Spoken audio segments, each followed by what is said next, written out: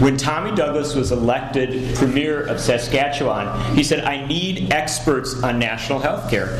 And he chartered a plane and flew up the people that Franklin Roosevelt had employed to draw up America's national health care plan, because Roosevelt had died and it had failed, and so they flew him up to Regina, or however they say that, and got him up to Canada, and they stole our national health care plan. So with all due respect, I don't like Tommy Douglas all that much. They've got our health care plan in Canada. Then we want it back, yes. But this is the cool part about Tommy Douglas.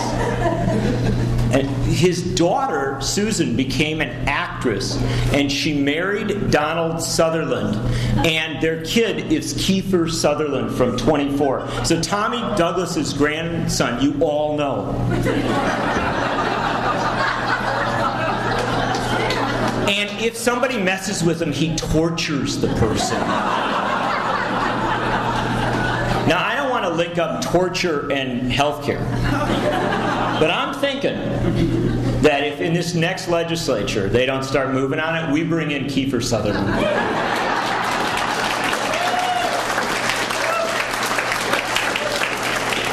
So Cheney just got back from Iraq, and it's intriguing. There's nothing this guy touches that doesn't turn to manure, right? So he goes over to Iraq with the purpose of saying how great things are, and then today they lob a missile into the vice president of Iraq's office. I mean, this is not, it just doesn't, the story doesn't fit right. But Cheney came back, and he couldn't say things were going great in Iraq. All he could say was, in 30 years, I swear, if you go pick up your Eau Claire Leader telegram tomorrow, the other story. He said, in 30 years, what we did in Iraq will be seen as justified. It'll be seen as good. People will reflect on this and say we did the right thing. And I'm thinking, and he said, and he actually had a metaphor for this. He said, it's going to be like Ford pardoning Nixon. I'm not making this up. It's absolutely true. I can't do material this good. So he says it's like Ford pardoning Nixon. Everybody's happy about that now. And his poor woman up here is throwing up. In a little bit in her mouth. In a respectful way. Yeah. But her heart's failed. But so she's thinking, because it's all okay now because everybody really is glad that we pardoned Nixon. And I was thinking to myself, maybe I'm just not on the beam here, but I don't actually think pardoning Nixon was all that good an idea. And because I think it told presidents and vice presidents like, I don't know, George Bush and Dick Cheney, that the laws do not apply to them. And I think it put us on a spiral of lawlessness and immorality, of undeclared wars and empire building that is a cancer on this nation.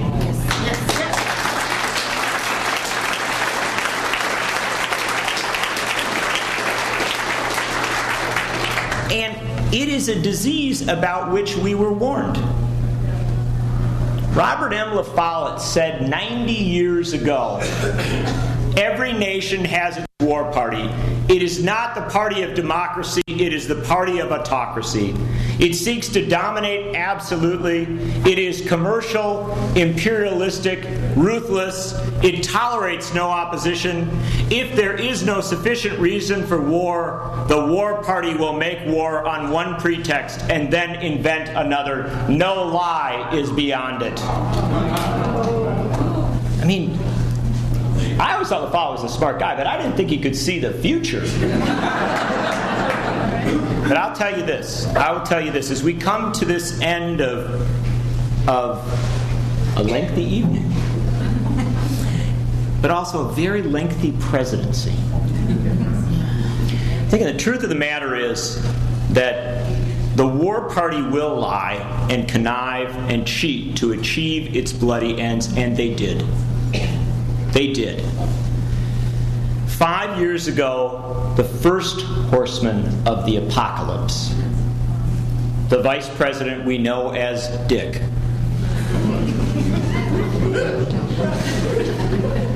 told a VFW convention in Nashville with as straight a face as is possible for a man such as this, simply stated there is no doubt that Saddam Hussein now has weapons of mass destruction.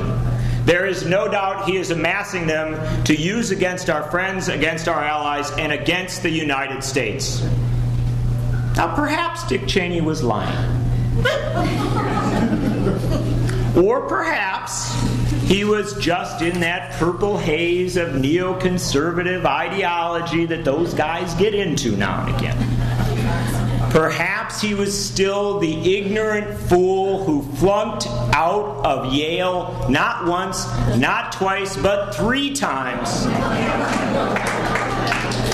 who did not finish his degree at the University of Wisconsin, and who botched every executive responsibility he ever had. Perhaps Dick Cheney was just being Dick Cheney. But why and how Dick Cheney and those around them plotted to deceive the Congress and the people of the United States about a threat that did not exist does not matter. It does not matter. What matters is that he succeeded. And he succeeded not because of his own bumbling machinations, but because the mass media of the United States handed him a microphone and let him make the lamest excuse, the weakest argument, and the cruelest lie. Dick Cheney did not give us this war. This war was brought to you by CBS, NBC, ABC, the New York Times, the Washington Post, and Rupert Murdoch's Fox News.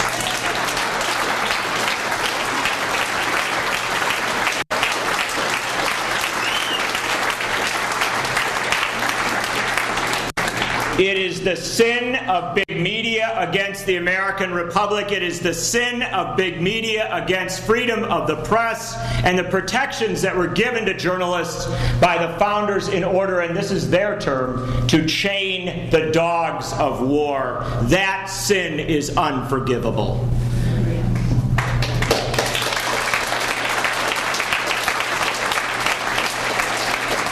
Now, I want to see Cheney impeached. I do. I want to see Cheney impeached and I want to see Bush impeached. But I will tell you this. If I have to put that on hold, if I needed to put that on hold to get Judith Miller and Tim Russert and the CBS 60 Minutes crew that went and let Ahmed Chalabi lie on camera for a half hour, if I could impeach the media, I'd do it before I impeach Dick Cheney.